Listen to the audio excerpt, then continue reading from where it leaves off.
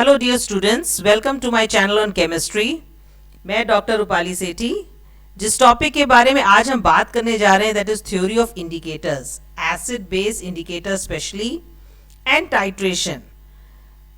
जैसा कि आप इस फिगर में देख रहे हैं कि यहाँ पे एक ब्यूरेट बना हुआ है और नीचे एक कोनिकल है, और ब्यूरेट में बेस है ऑफ नोन कंसंट्रेशन, नीचे एसिड है ऑफ अननोन कंसंट्रेशन, और नीचे जो एसिड है उसका कलर हमको पर्पल दिख रहा है। That means something has been added जो इंडिकेट करेगा कि कितना बेस इस एसिड को न्यूट्रलाइज कर रहा है, and that substance is known as indicator. So as we move ahead, how does the indicator chemistry कैसे वर्क करती है? इंडिकेटर आपको एंड पॉइंट बताता है, it shows the end point in a titration. जैसे ही आपका एंड पॉइंट आ जाता है दैट मीन्स कलर चेंज आ जाता है, यू स्टॉप टाइट्रेटिंग एंड उस रीडिंग को आप नोट करते हैं and you show the result. In acid based titration organic substances, weak acid हो या वीक बेसिस हो सकते हैं, are generally used as indicators, और इनका जो कलर चेंज है that is within a certain pH range. एक सर्टेन पीएच पे ही इनका कलर चेंज आपको देखने को मिलेगा, otherwise no color change will be seen in that if it is beyond that particular range. These are the few indicators like methyl orange, methyl red, litmus, phenol red, phenolphthalein. pH range देखिए इसकी दी हुई है सबकी, और colour change भी दिया हुआ है, just like methyl orange from pink to yellow, methyl red red to yellow, litmus red to blue, phenol red yellow to red, and phenolphthalein colorless से पिंक कलर में आ जाता है। तो ये बड़ा ही ताज्जुब वाली बात है, like how do the indicators work. जब हम उसमें एसिड और बेस के कॉम्बिनेशन में इसको डालते हैं तो इंडिकेटर में खुद क्या ऐसा होता है जिस वजह से उसका कलर चेंज हो जाता है। इस पे हाईलाइट करते हुए हम लोग आगे बढ़ते हैं। So this is the theory of acid base indicators. Two theories have been proposed जिसके बेस पे हम कलर चेंज को समझा सकते हैं आपको। That is Oswald's theory and the second is the Kunoid theory. So firstly we'll discuss the Oswald's theory. Oswald ने जो अपनी थ्योरी दी थी इसमें सबसे पहला पॉइंट जिन्होंने हाईलाइट किया था that was like ionization. Colour change जो होता है that is due to ionization of the acid base indicator. जब वो अनआयनाइज्ड फॉर्म में रहता है उसका एक दूसरा रंग होता है, दूसरा कलर होता है, और जब वो आयनाइज्ड हो जाता है, जब वो आयनिक फॉर्म में आ जाता है तो उसका कलर दूसरा हो जाता है। सो दिस इंडिकेट्स कि the form of the indicator change हो चुका है, उसकी स्टेट चेंज हो चुकी है। Ionisation of the indicator is largely affected in acids and bases. क्यों? क्योंकि वो आइदर वीक एसिड होगा या वो वीक बेस होगा। सो इन केस इंडिकेटर आपका वीक एसिड है, जो इंडिकेटर है वो खुद में ही अगर एक वीक एसिड है, सो इट्स आयनाइजेशन बहुत ही कम होगा एसिड में, क्योंकि उसमें H+ आयंस कॉमन हो जाएंगे and it will start showing common ion effect, while in fairly ionise हो जाएगा एल्कली में। इफ द इंडिकेटर आपका खुद का जो इंडिकेटर जो आप यूज कर रहे हैं वो एक खुद में एक वीक बेस है, सो इट्स आयनाइजेशन उसकी लार्ज होगी एसिड्स में और कम होगी in alkali due to common ion. यहां पर भी आ रहा है, वो है OH- ion, hydroxyl group ions हैं जो कि उसमें कॉमन है।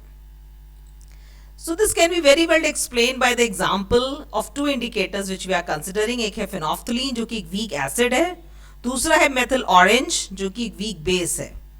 सो ऑस्वाल्ड के हिसाब से अगर फेनोफ्थलीन को हम रिप्रेजेंट करते हैं तो we represented by HPH, as you can see over here we are representing it by HPH.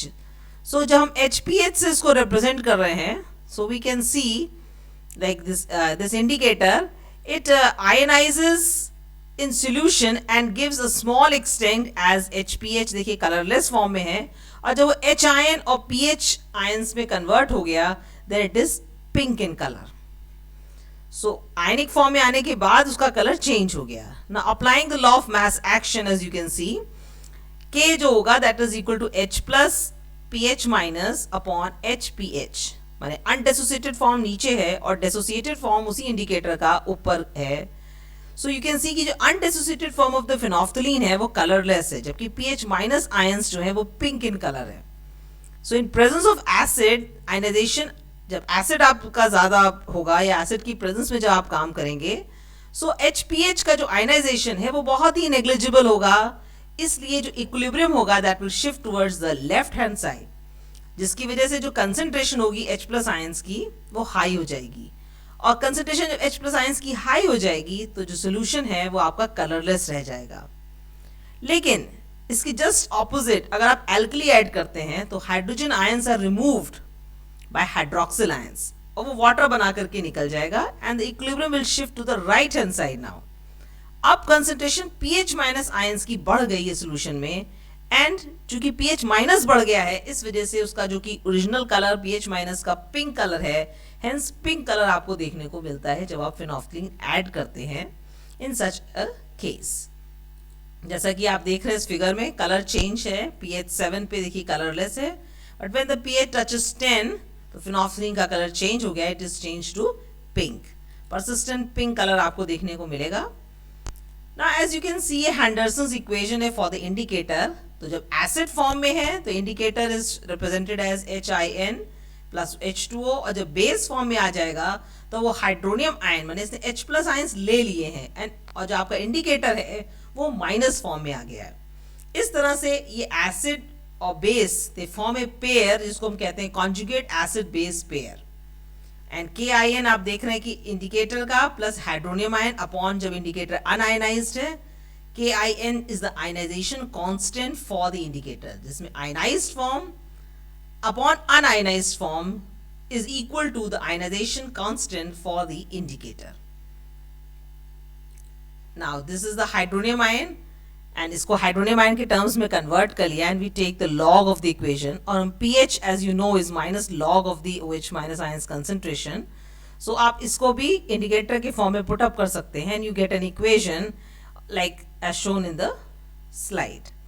Henderson's equation for the indicator is given. So at equivalence point जो फिनोल्फथलीन या जो भी आपका मेथिल रेड इंडिकेटर है जब वो negative form that means ionised form में जब आ जाएगा that is equal to unionised form, then we say कि pH is equal to pK of the indicator. So another indicator which we'll consider over here is methyl orange. It is a weak base and can be represented as MEOH.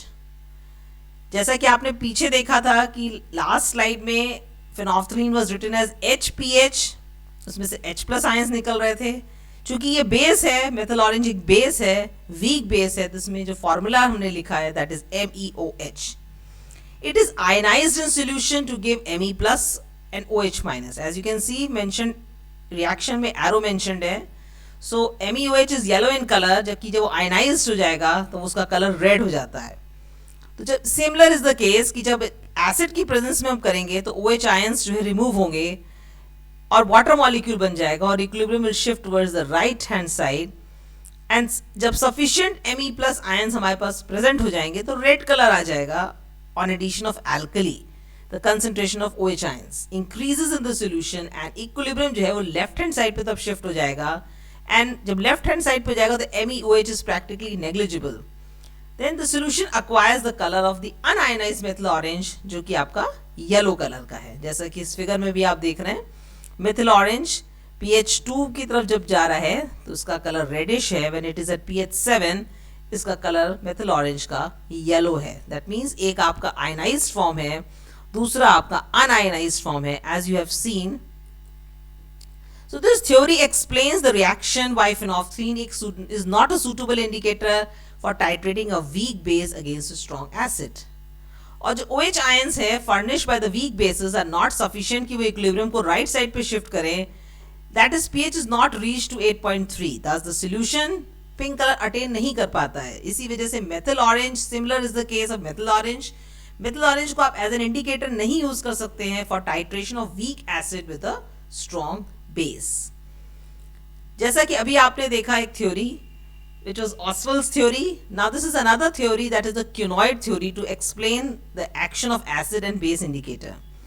According to the Kunoid theory, an acid base indicator जो होता है वो दो tautomeric forms में रहता है. That means tautomerism, as you know, is a phenomena in which जो hydrogen ion होता है वो एक जगह से दूसरी जगह शिफ्ट हो जाता है, उसकी पोजीशन बदल जाती है। वो पोजीशन किसी भी बीच में बदल सकती है, दैट मीन्स बिटवीन 2 एटम्स हो सकते हैं, 2 से अधिक एटम, 3 एटम्स हो सकते हैं। सो जो पोजीशन ऑफ द हाइड्रोजन जो है वो मूव कर जाती है, giving rise to another tautomer, and they are in equilibrium with each other.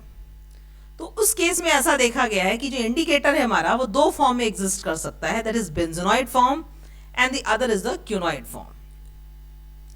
As in the slide you can see the benzenoid form, जो पहला वाला फॉर्म है देखिए बेंजीन रिंग की तरह बना हुआ है, और दूसरा आपका क्यूनॉइड फॉर्म है, क्यूनोन के फॉर्म में ये बना हुआ है। जो टू कलर्स, दोनों फॉर्म के कलर अलग अलग हैं, और colour change is due to interconversion of one tautomeric form into another. That means one form exist, एक फॉर्म आपका एसिडिक में है, दूसरा आपका अल्कलाइन में। जब आप टाइट्रेशन करेंगे तो मीडियम जैसे ही चेंज होगा एसिड से एल्कली या एल्कली से एसिड, सो बेंजोनॉइड से क्यूनॉइड फॉर्म हो जाएगा, क्यूनॉइड से बेंजोनॉइड फॉर्म हो जाएगा, एंड स्पेसिफिक कलर्स हैं दोनों के। तो आप जैसे ही उसका फॉर्म चेंज होगा वैसे ही उस इंडिकेटर का, जैसे आपको सोल्यूशन में विजिबल चेंज होगा, that will be the change in colour. So change in pH converts one tautomeric form in another and this colour change occurs.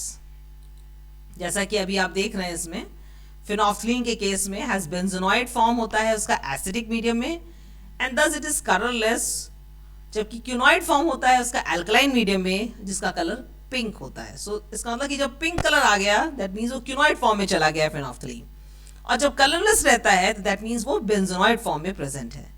Similarly you can see methyl orange, methyl orange acidic में quinoid form में रहता है, and basic medium में जब आता है then it attains a benzenoid form, और benzenoid form का कलर इस केस में येलो है और क्यूनॉइड फॉर्म का कलर है red. So this is all, I think it is very well understand, you have very well understood the theory of indicator. Thank you so much for your patience listening. Thank you so much. Do like and subscribe my channel. Thank you so much.